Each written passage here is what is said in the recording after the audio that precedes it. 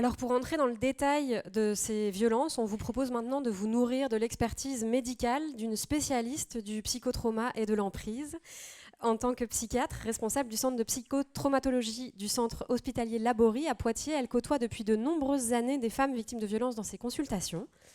Grâce à cette expérience, elle va nous décrire précisément les impacts psychiques de ces situations et leurs conséquences. Je vous propose d'applaudir Mélanie Voyer.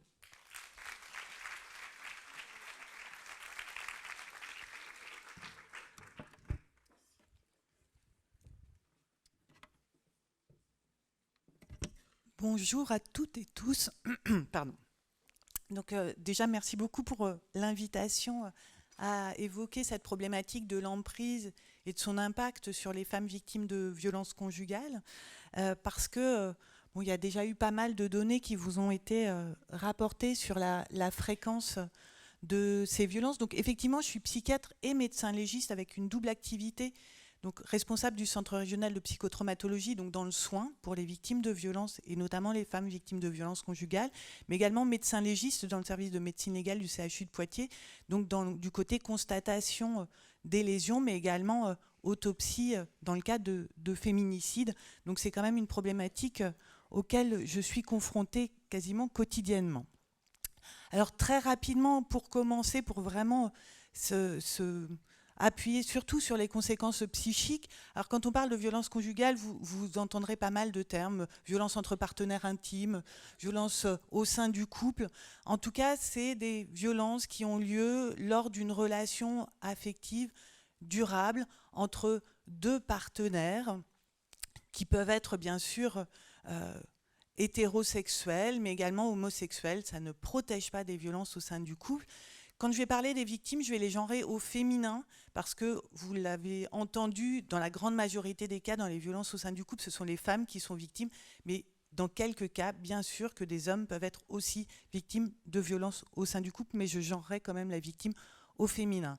Et ces violences au sein du couple, elles peuvent, on va le revoir aussi, comporter différents types de violences, violences physiques, violences sexuelles, mais surtout et tout le temps, des violences psychologiques. Donc c'est vraiment sur cette dimension-là que l'on va s'intéresser particulièrement aujourd'hui. C'est d'ailleurs le thème de la journée, parce que ce sont les types de violences qui sont les moins bien repérés par les professionnels, mais également par les victimes elles-mêmes. D'où vraiment l'importance d'appuyer sur ce repérage et cette prise en compte, parce qu'elles vont avoir des conséquences très importantes pour les femmes au niveau psychique. Donc finalement, ces violences au sein du couple ou conjugales, c'est toute forme de violence physique, sexuelle, psychique, mais également économique, et on va le voir dans le cadre du contrôle, entre des époux ou des ex-époux ou des ex-cohabitants, en tout cas à partir du moment où il y a eu une relation affective. Mais ce qui va aussi marquer cette relation et ces types de violences conjugales, c'est qu'on est vraiment dans une relation inégalitaire de l'un des membres du couple sur l'autre membre du couple. Ce n'est pas un conflit de couple, okay, parce que dans un couple, dans une relation, dans toute relation interpersonnelle, on peut ne pas être d'accord, ça fait partie des relations interpersonnelles, mais quand on est dans une relation d'égalité, ça s'appelle un conflit.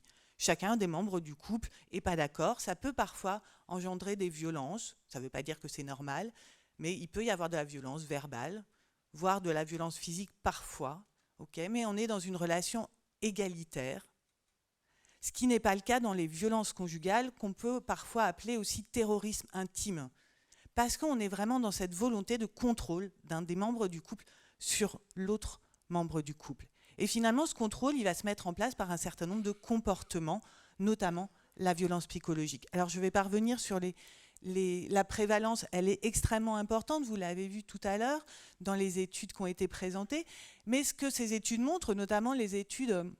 Alors ça, c'était 2021, c'est 213 000 femmes. Là, c'est 240 000 femmes en 2022. Mais ce qui est recensé là, c'est les violences physiques et ou sexuelles. Et finalement, même dans les études, la question des violences psychologiques est très peu étudiée. Alors c'est un peu plus fréquent maintenant. Une femme sur 4 en France qui dit avoir été victime de violences psychologiques au sein du couple. Une étude aux États-Unis retrouvait que c'était une femme sur 2 qui évoquait avoir été, au cours de sa vie, victime de violences psychologiques au sein de son couple. Une femme sur 2. D'accord ? une femme sur 4 en France, mais bon, tout dépend de la façon dont vous posez les questions aussi. Ces violences psychologiques, elles peuvent être de différents types. Bien sûr, les dénigrements. T'es nul, tu vaux rien, t'es une mauvaise mère, de toute façon, tu n'arriveras à rien, ma pauvre fille. Vous l'avez vu dans le témoignage, de toute façon, t'es une pute. Ce type de propos, vraiment, qui vont viser le rabaissement permanent de la victime, l'humiliation. Mais il va y avoir tout un tas d'autres modalités, notamment de contrôle, le fait d'interroger en permanence son partenaire. Mais t'étais où? Qu'est-ce que tu faisais? Tu sortais avec qui? C'est qui celui avec qui tu parlais? Et pourquoi tu rentres aussi tard?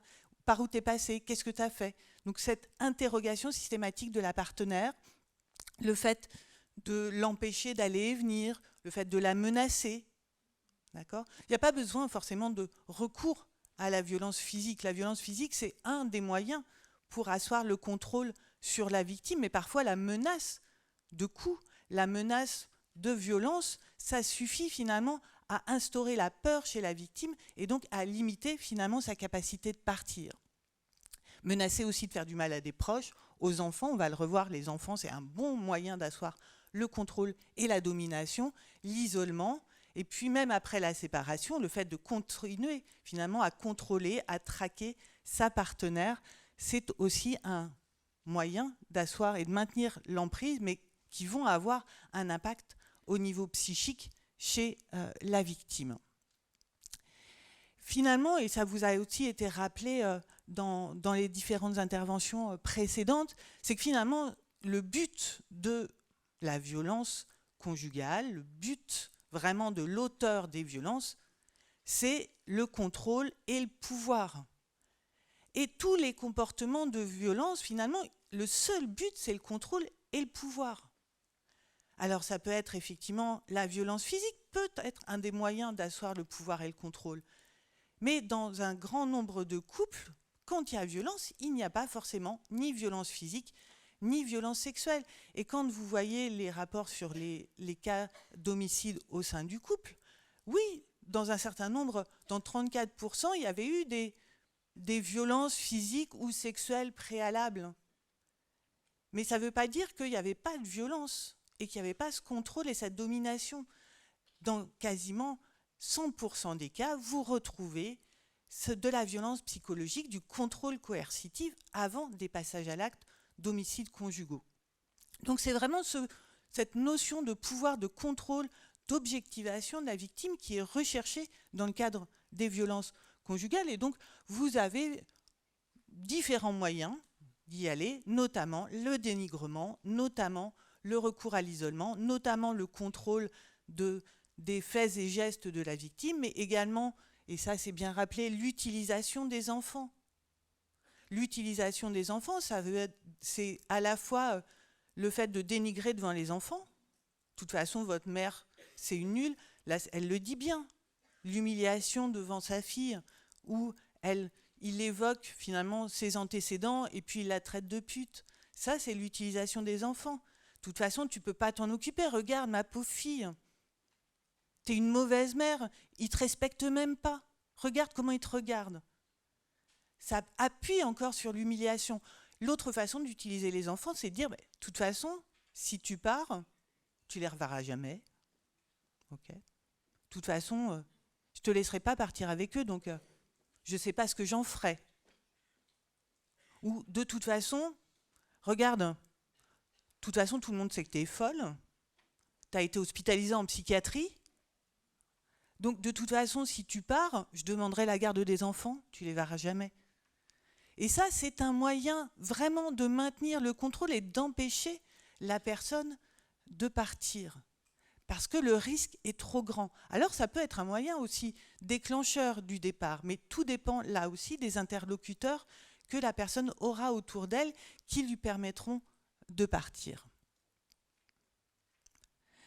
Les conséquences de ces différents types de violences sur la personne, bien sûr, elles dépendent du type de violence qui va être utilisée.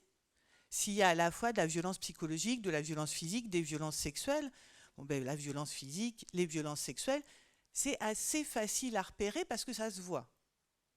Alors les violences sexuelles, ça se voit quand il y a vraiment des viols conjugaux répétés avec l'utilisation d'un certain nombre d'instruments dans le cadre des violences sexuelles. Les violences physiques, ça peut se voir aussi lorsque c'est donné sur certaines parties du corps ou en fonction de la façon de taper, mais il y a des hommes qui arrivent à frapper leurs femmes sans laisser aucune lésion au niveau traumatique. Ça s'apprend, ça aussi, nous disent-ils. Et puis ça va dépendre aussi au niveau des conséquences de la durée pendant laquelle la personne va avoir été confrontée à cette situation de violence. Si elle arrive à partir au bout de 15 jours, 3 semaines, 1 mois, les conséquences, notamment au niveau psychique, ne vont pas être les mêmes que quand vous avez été soumis à 30 ans, 40 ans, 50 ans d'emprise. Là, les conséquences vont être beaucoup plus importantes. Et ça dépend aussi du moment où vous voyez, en tant que professionnel, les personnes. Si on est immédiatement après les faits de violence, que ce soit des violences psychologiques, physiques ou sexuelles, ou si on les voit à distance. Les études montrent bien que plus la durée de relation était longue, plus la fréquence des violences physiques diminue parce qu'il n'y a plus besoin d'avoir recours aux violences physiques pour maintenir l'emprise et le contrôle. Donc on va voir, alors pas les conséquences des violences physiques, notamment d'un point de vue médico-légal, parce que ce n'est pas le sujet d'aujourd'hui, on va vraiment se concentrer sur l'impact psychique de ces violences, qu'on soit en immédiat ou plus à distance. Alors les conséquences des violences, finalement, quelles qu'elles soient, psychiques, physiques, sexuelles, en immédiat sur le plan psychique, c'est ce qu'on va appeler le psychotraumatisme. Okay ? C'est quoi un trauma psychique? C'est vraiment l'incapacité de la personne qui est confrontée à cette situation de violence à gérer le niveau de stress engendré par la situation.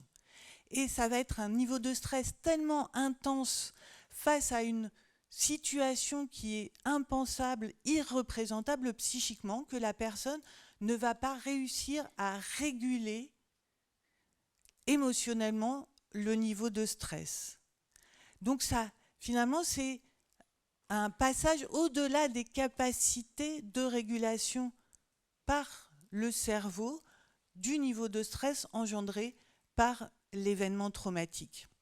Et donc ça va faire ce qu'on appelle une effraction des défenses psychiques, des capacités de régulation psychique.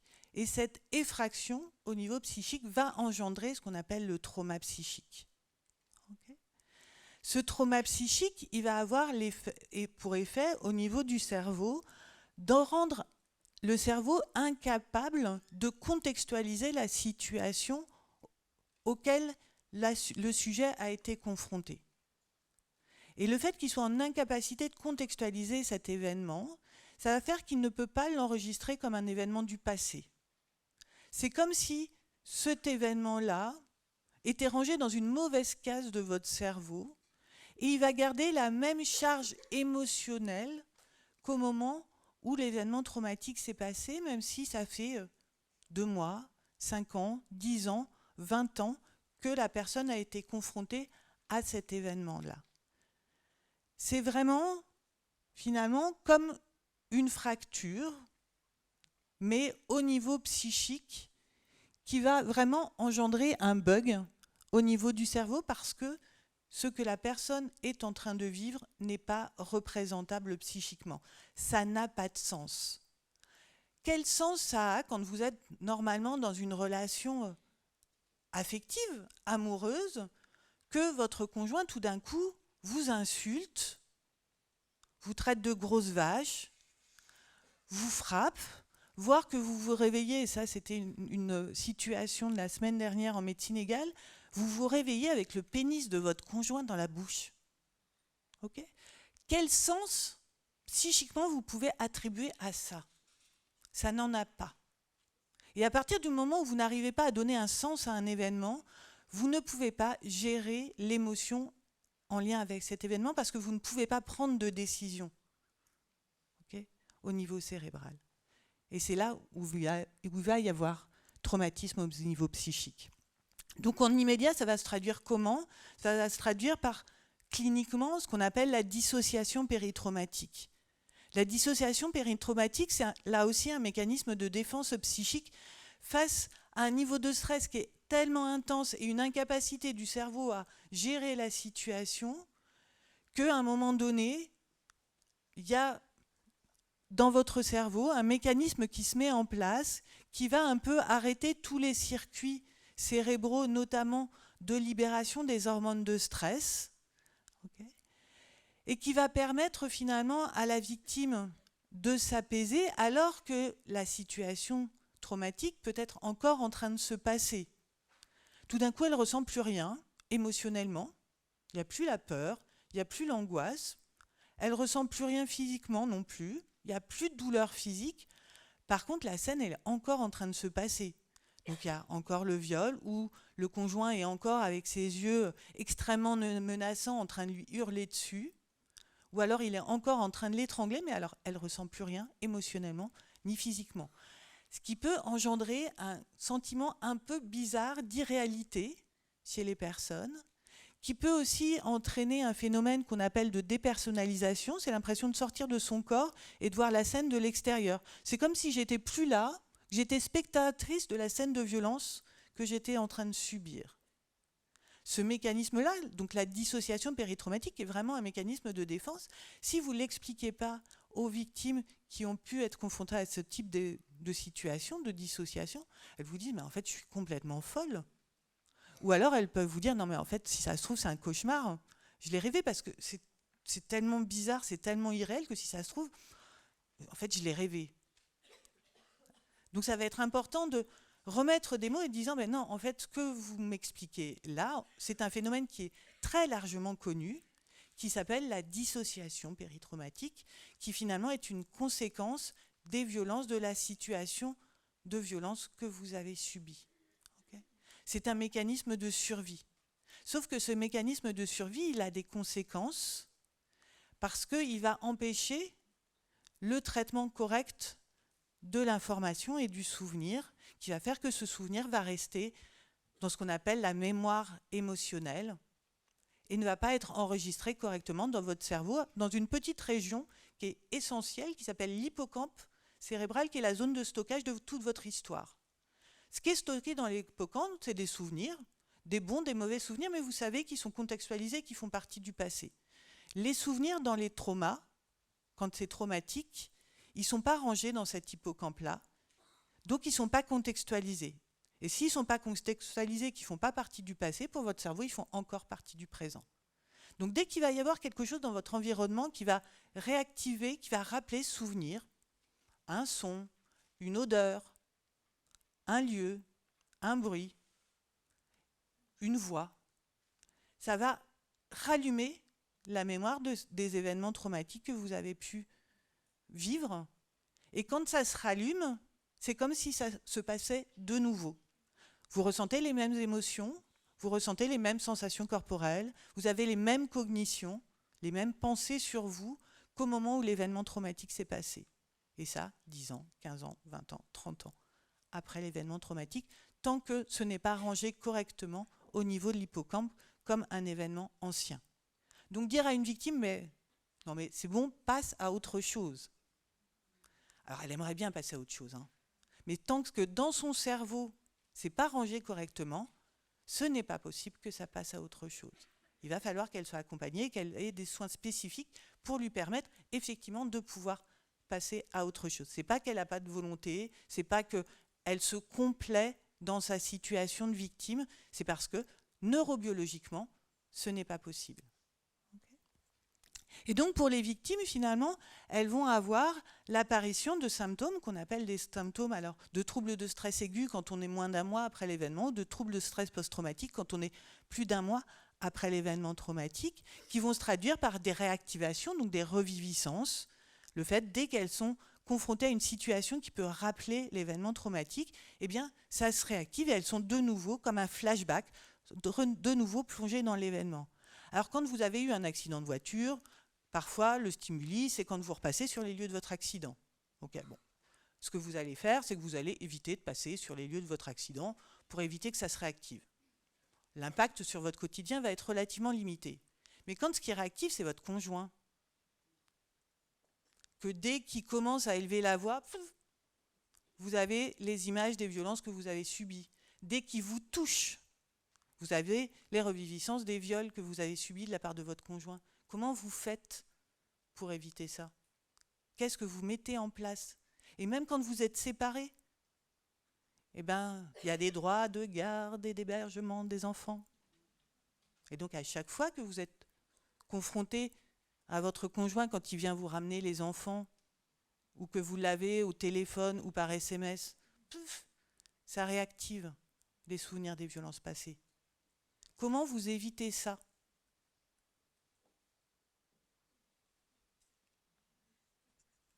Ok? Et ça, c'est la réalité, c'est le quotidien des personnes qui ont été victimes de violences conjugales. Donc, il n'y a pas 36 solutions d'éviter les réactivations. Ah si, il y en a un certain nombre. Quand vous ne pouvez pas éviter d'être confronté à votre ex-conjoint ou à votre conjoint violent, eh bien, il y a un truc qui marche bien, c'est l'anxiolyse. Benzodiazépine, alcool, cannabis, différentes substances psychoactives. Ça, c'est un bon moyen de limiter les réactivations. Okay. Les prises de risques, c'est aussi un bon moyen de limiter les réactivations traumatiques. Et puis quand même ça ne fonctionne plus, c'est la mort. Okay. Donc ça explique aussi, ce qu'on va revoir, c'est que les conséquences finalement des violences, et en plus dans les violences conjugales, il n'y a pas que le trouble de stress post-traumatique, ça va avoir un impact sur l'augmentation du risque d'addiction, ce qui va renforcer les sentiments de culpabilité, qui va renforcer aussi de la part de l'agresseur le fait « non mais vous avez vu, de toute façon, elle picole ». Et puis ça va renforcer le risque de passage à l'acte suicidaire et de suicide réussi, ce qu'on a évoqué tout à l'heure dans le cadre des suicides forcés, qui sont les conséquences réelles de ces situations de violence conjugale. Donc reviviscence, comportement d'évitement, modification des cognitions, cognition sur soi, je suis nul, je suis faible. Quand la personne se dissocie au moment des violences, quand vous êtes dissocié, vous n'êtes pas en capacité de crier ou de vous défendre. Donc très souvent, vous avez les cognitions, je suis faible, je suis nul, j'ai pas été en capacité de me défendre, j'ai pas été en capacité de crier, j'ai pas été en capacité de dire non. Ben là aussi, la psychoéducation, ça va être important pour leur dire que c'est normal, quand on est dissocié, on n'est pas en capacité de crier et de se défendre. Puis de toute façon, c'est aussi un mécanisme de survie, à un moment donné, d'arrêter de se défendre parce que le risque peut être plus grand encore pour la victime. Donc modification des cognitions sur soi et sur les autres. Je peux faire confiance à personne. De toute façon, tout le monde est dangereux. Tous les hommes sont dangereux. Et ces cognitions-là sur les autres, elles vont avoir un impact aussi sur la relation avec les professionnels.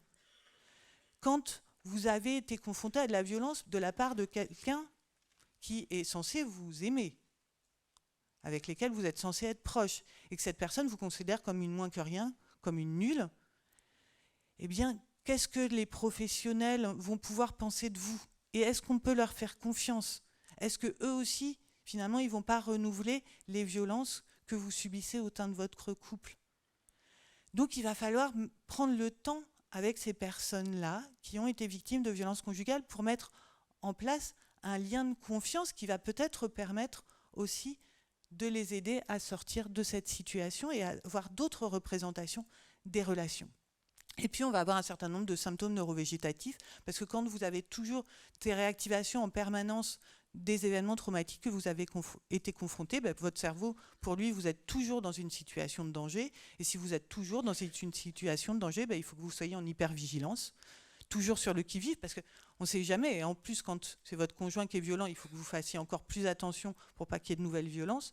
Donc, vous êtes toujours sur le qui-vive, en alerte. Et si vous êtes toujours sur le qui-vive, en alerte, vous n'êtes pas en capacité de vous concentrer, d'accord, sur votre quotidien, sur vos tâches professionnelles, okay, parce qu'on ne peut pas être en même temps en train de regarder s'il n'y a pas quelque chose qui arrive et vous concentrer sur ce que vous avez à faire. Donc ça va avoir un impact en termes de troubles de concentration, troubles de la mémoire, un impact sur la sphère professionnelle et quand c'est chez des enfants ou des adolescents, sur les apprentissages.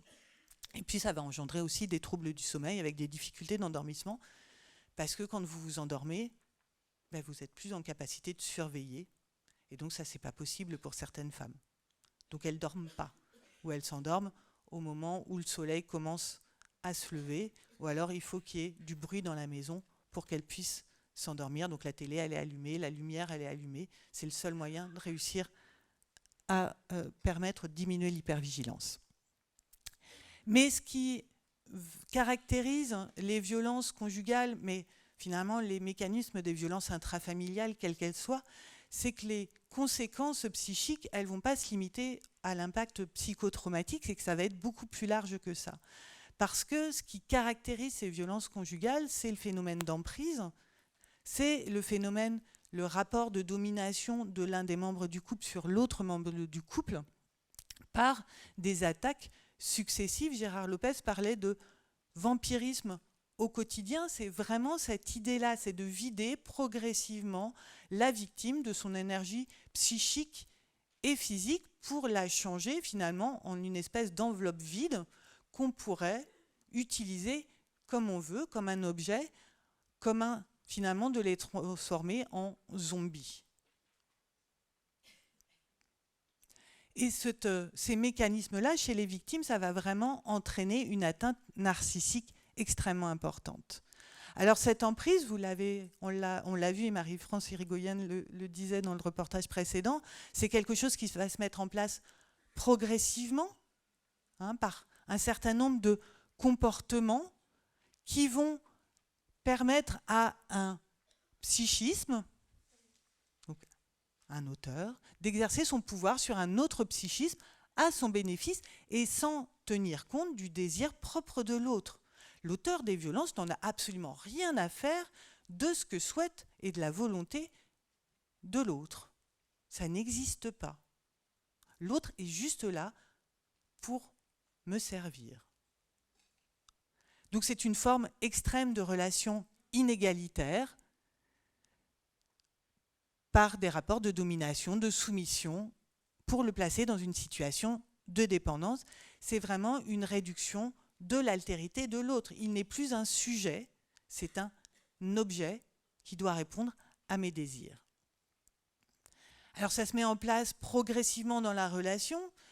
Bien sûr que ce n'est pas dès les premières rencontres que l'auteur des violences va être violent, parce que sinon, il n'y a pas encore l'emprise. Donc là, la victime, elle va partir en courant. Donc au départ, c'est vraiment la séduction, l'homme charmant, le prince charmant, qui met vraiment en place une illusion d'échange affectif.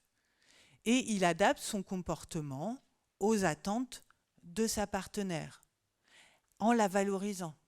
T'es la femme de ma vie, t'es ma princesse, j'ai jamais rencontré une femme comme toi. De toute façon, toutes les autres, avant, elles étaient minables. Mais toi, vraiment, tu es la perfection même. Il va être charmant, il va porter des fleurs, il va être gentil, il va même parfois préparer à manger. Truc dingue. Sauf que finalement, au fur et à mesure, va se mettre en place d'autres types de comportements. Et puis, vraiment cette idée, je veux tout savoir sur toi. Vraiment, dis-moi tout, je t'aime. Mais une fois que cette phase de séduction est passée, que finalement le poisson a été appâté, va commencer la phase qu'on appelle la phase de déstabilisation. Une victime, vous le disiez bien dans le témoignage, dans la même phrase, c'est « je t'aime » et « t'es nul ».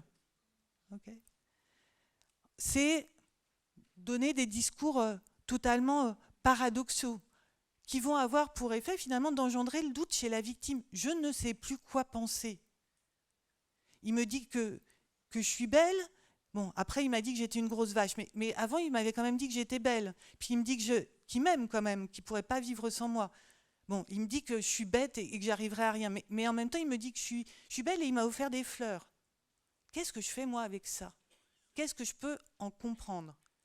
Et c'est ces messages paradoxaux qui, finalement, en engendrant le doute chez la victime, lui font perdre progressivement tout sens critique par rapport à la situation. C'est pas de la violence, il me dit qu'il m'aime. Et puis il fait des efforts. Il a arrêté de me taper. Ça, c'était une victime hier. Elle me raconte des violences, mais horribles. Mais elle me dit, mais je ne peux pas le quitter maintenant parce qu'il ne m'a pas frappé depuis le mois de juillet. Donc c'est quand même qu'il tient à moi. Bon, par contre, il ne me laisse pas sortir. je ne peux pas regarder ce que je veux à la télé, j'ai plus le droit de contacter ma famille, mais bon, il fait des efforts. Okay, c'est la perte complète des capacités de critique par rapport à la situation dans laquelle elle est. Et c'est dans les dires de l'agresseur, c'est ce qui va ressortir, c'est « je sais mieux que toi ce qui est bon pour toi ». Je sais qu'il faut que tu arrêtes de travailler. Je sais que c'est finalement cette personne, elle n'est pas bonne pour toi. Et puis l'assistante sociale, là, non mais tu as vu ce qu'elle te raconte? C'est n'importe quoi, elle n'y connaît rien. Il faut que tu arrêtes de la voir. Parce qu'elle ne te fait pas de bien.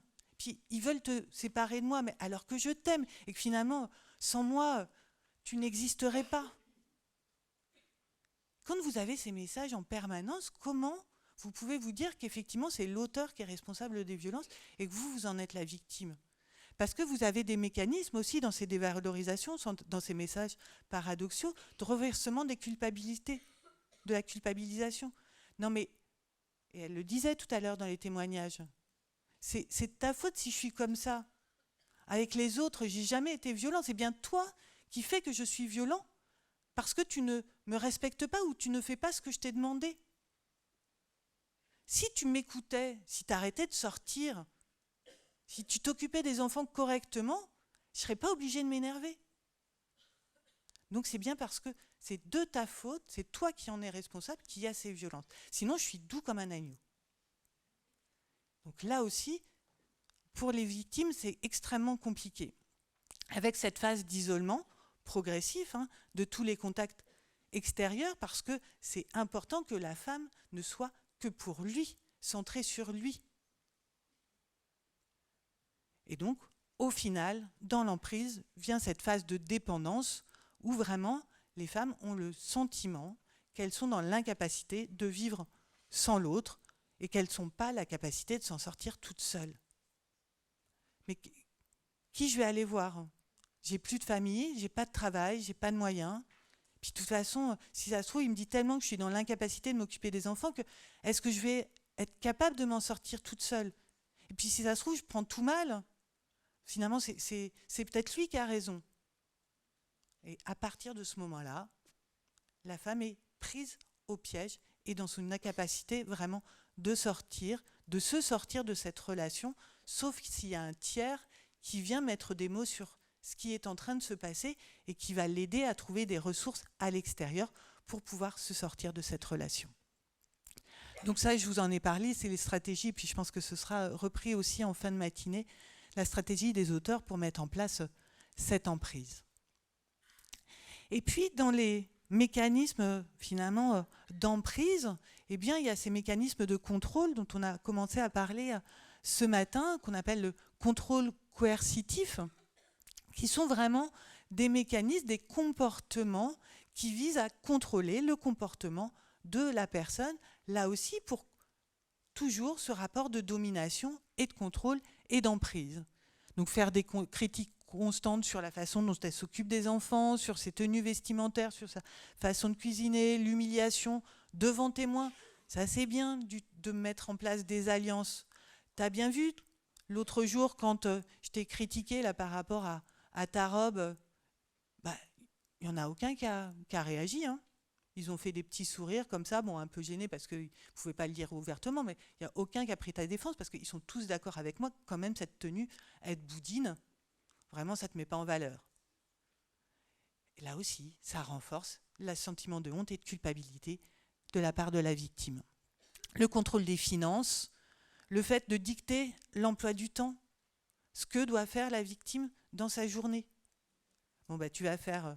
Quand je vais partir, là, tu vas faire le ménage, après tu emmèneras les enfants à l'école, tu iras les chercher à 11h45, après tu les ramèneras à 13h30 après qu'ils aient mangé, et puis à 16h tu vas les chercher, il faudra que tu ailles faire aussi, après tu iras faire quelques courses, et puis tu prépareras à manger. Moi je vais revenir à 18h45, je veux que la maison elle soit propre, que le repas il soit prêt.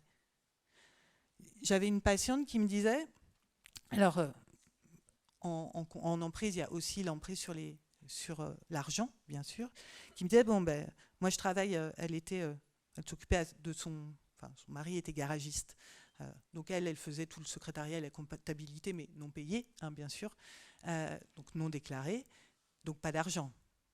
Okay, donc pas de compte bancaire, pas d'accès à des moyens bancaires. Et donc son mari lui disait, bah, écoute là, je te donne 20 €, tu vas faire les courses pour la semaine, pour 4 enfants, et je veux que ce soit bon. Okay, voilà, ça c'est un mécanisme de contrôle coercitif et de violence. Utiliser les procédures judiciaires de façon détournée pour contrôler, harceler, intimider, contraindre et épuiser les ressources financières et émotionnelles de la victime. D'accord ? Procédure pénale, mais également au civil, les enfants, okay, JAF, qui vont mettre la personne aussi dans une situation émotionnellement extrêmement difficile, d'autant plus quand ça engendre des non-lieux, voire que finalement la décision du JAF, ça va être de laisser la garde alternée au père auteur des violences. Et ça, c'est chouette pour les auteurs de violences. T'as vu ? Même la justice, ils ne te croient pas. Ils savent bien que tu es une grosse folle de toute façon. Et ça renforce les mécanismes d'emprise et l'impact sur la victime. En sachant que ce contrôle coercitif, et là c'est vraiment important en termes de repérage, je vous disais tout à l'heure que les violences psychologiques et les phénomènes de contrôle, c'est systématiquement retrouvé quasiment dans les homicides conjugaux. C'est le cas, c'est notamment des études australiennes qui ont retrouvé que dans les homicides conjugaux en 2019, dans tous les cas, il y avait la présence préalable de contrôle coercitif. Il n'y a pas forcément de violence physique. Par contre, systématiquement, il y a ces phénomènes de contrôle et de violence psychologique sur les victimes. Donc vraiment, c'est un indicateur important de létalité. On va le revoir au même titre que d'autres, mais c'est un indicateur important. Et donc tous ces phénomènes de violence, de contrôle, ça va avoir un impact sur la victime en dehors du TSPT, une atteinte au niveau narcissique sur l'estime de soi. Je vaux rien, je suis nul, je suis minable. De toute façon, ça leur est répété en permanence tous les jours par l'auteur des violences. J'y arriverai jamais, je suis aux mauvaises mères. Et puis, une atteinte à la confiance en soi et en ses propres choix. Je suis folle, de toute façon, j'interprète tout mal, je ne peux pas me faire confiance, je ne sais plus si ce que je crois, c'est vrai. Cette indécision qui va aussi renforcer l'incapacité des personnes à partir. Mais si ça se trouve, je me trompe. C'est ce que me disait la patiente hier. Si ça se trouve, je me trompe. Il est peut-être gentil, peut-être qu'il va changer. Donc peut-être qu'il ne faudrait pas que je parte. Peut-être qu'il faudrait que je demande finalement que l'ordonnance de protection, non, c'était peut-être pas la solution. Elles savent plus ce qui est bon pour elles. Et donc effectivement, le fait de partir, si ça se trouve, c'est pas le bon choix. Donc là, ça va être le rôle des professionnels de pouvoir dire, bah, là, ce que vous vivez, c'est ça. C'est les violences conjugales et les mécanismes que vous me décrivez, c'est du contrôle et c'est de la violence et ça a un impact sur vous.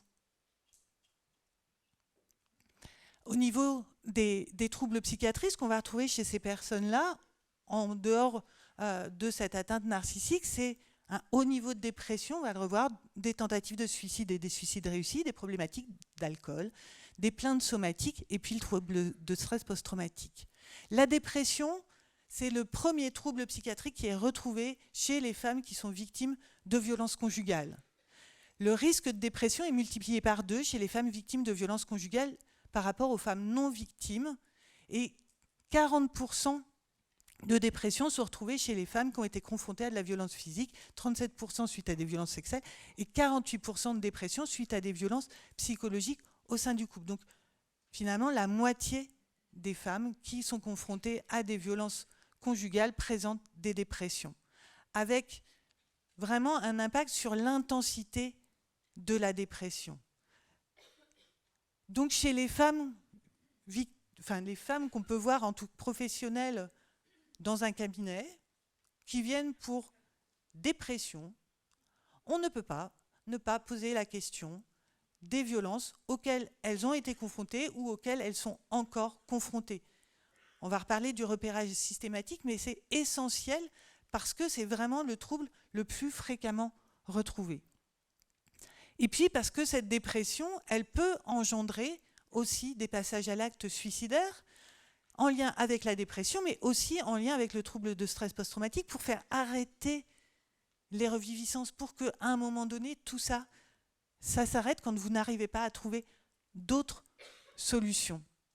Et ça, c'est des études qui ont été faites aux États-Unis, chez des femmes qui ont fait une tentative de suicide. 50% avaient des antécédents de violences conjugales et 23% étaient encore victimes de violences conjugales au moment de la tentative de suicide. Donc là encore, ce n'est pas possible que dans des services hospitaliers qui prennent en charge des patientes qui viennent faire des passages à l'acte suicidaire, qu'on ne pose pas la question des violences auxquelles elles sont confrontées. Ça multiplie le risque de tentative de suicide par 4 et le risque de suicide réussi par 4,5. D'accord ? Donc c'est important de poser la question, de repérer pour pouvoir prendre en charge le mieux possible. Le TSPT, on en a évoqué, en moyenne, s'est retrouvé chez 60% des femmes victimes de violences conjugales, et le risque de stress post-traumatique, finalement, c'est corrélé à un certain nombre de facteurs, notamment la sévérité des dépressions. Si vous avez déjà été victime de violences dans votre enfance, c'est un facteur de risque, bien sûr, de développer un TSPT, mais aussi d'être victime de violences conjugales à l'âge adulte. Donc là aussi, l'importance de prendre en charge les enfants précocement. Le fait d'avoir été victime de viol, le fait d'avoir été victime de stalking, c'est le harcèlement de la part de conjoints, et puis de ces différents types de violences. Abus de substances, on en a parlé, là aussi, ce n'est pas possible chez une femme qui est prise en soin pour des problématiques addictives de ne pas poser la question des violences qu'elle a subies ou qu'elle subit encore. Ça multiplie par 6 le risque d'abus de substances. Et dans une étude qui avait été faite là en Angleterre, c'était 24 à 75% des femmes qui rapportaient avoir été exposées à des violences conjugales au moment de la prise en soin dans un service d'addictologie. Okay. Donc il faut poser la question des violences. Et puis, sur la reproduction, on l'a vu, les enfants, ça augmente le risque de violence. La première grossesse, ça augmente encore plus le risque de violence, notamment le violence physique, mais la coercition, le contrôle coercitif, il se traduit aussi notamment par la coercition reproductive, par le fait d'interdire à la personne de prendre une contraception. Okay ? C'est aussi l'interdiction de l'avortement. Okay ? C'était une grossesse non désirée, de toute façon, c'est impossible que tu ailles faire une IVG. C'est pas possible. Donc une femme qui vient pour une IVG, et encore plus si c'est une adolescente, il faut poser la question des violences auxquelles elle a été confrontée, et même dans le cadre, bien sûr, d'une grossesse.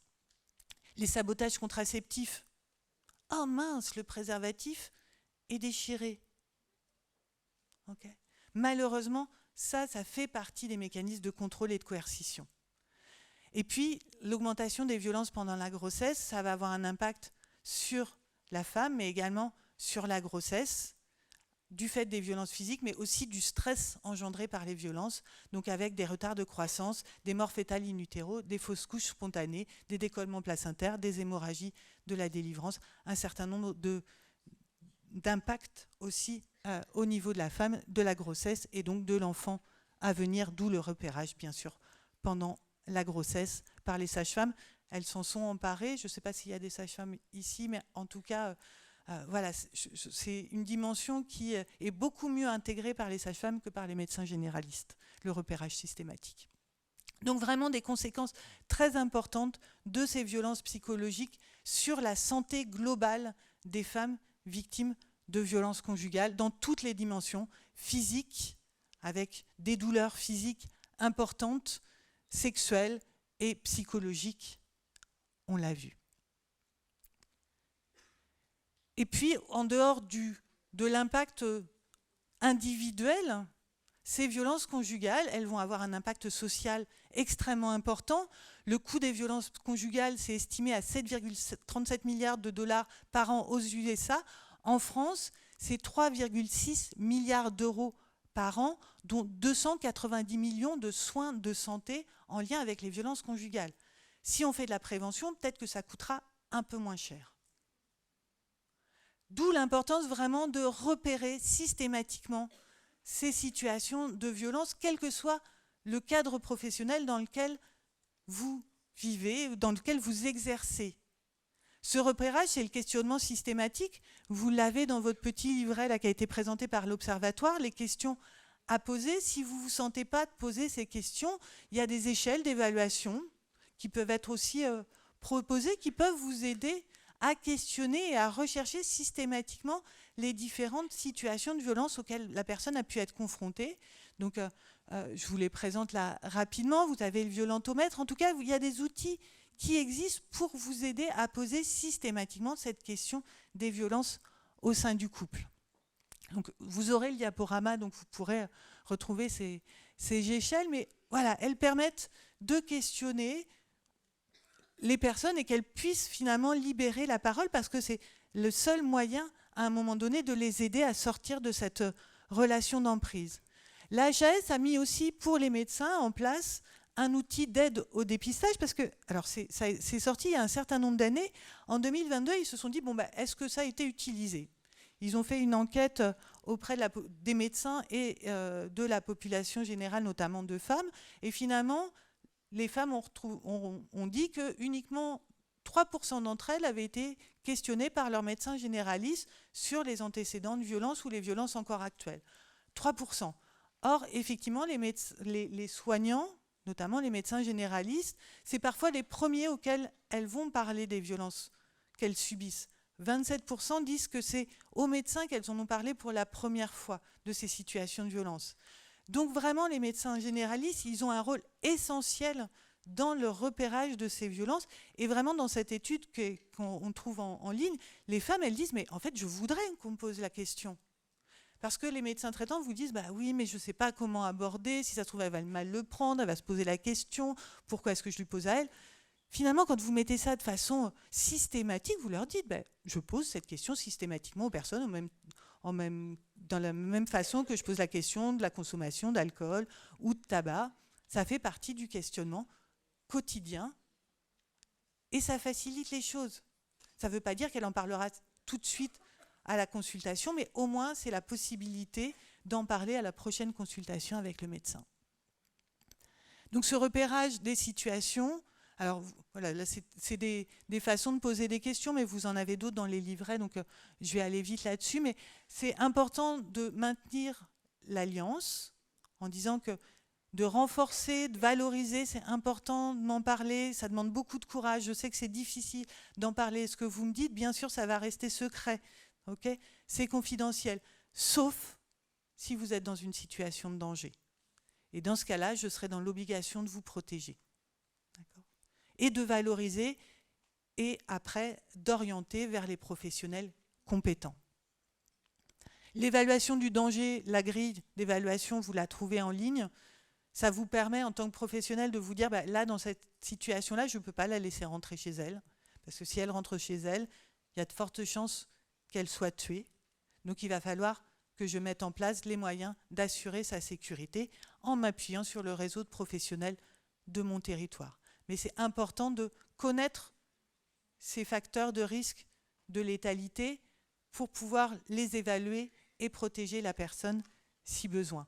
Et puis l'évaluation du danger, là c'est l'évaluation du risque d'homicide, c'est aussi l'évaluation du risque de passage à l'acte suicidaire, là aussi à évaluer systématiquement, notamment quand il y a une dépression, le risque de passage à l'acte imminent. Et puis l'orientation, ben vraiment ce sera en fonction des besoins de la personne, du moment où vous la rencontrez et de ce dont elle a besoin. L'idée, c'est pas de remettre de la coercition et du contrôle là où il y en a déjà. Donc vous vous adaptez à là où elle en est, là, ce dont elle a besoin, mais en la conseillant, en l'accompagnant, en ne décidant pas à sa place, sauf s'il y a une situation de danger. Et donc en vous appuyant sur des professionnels qui vont pouvoir, dans leur champ de compétences, répondre aux besoins de la personne. Est-ce que c'est des besoins financiers, des ressources pour pouvoir l'aider à partir? Est-ce que c'est un accompagnement psychologique? Est-ce que c'est des conseils juridiques?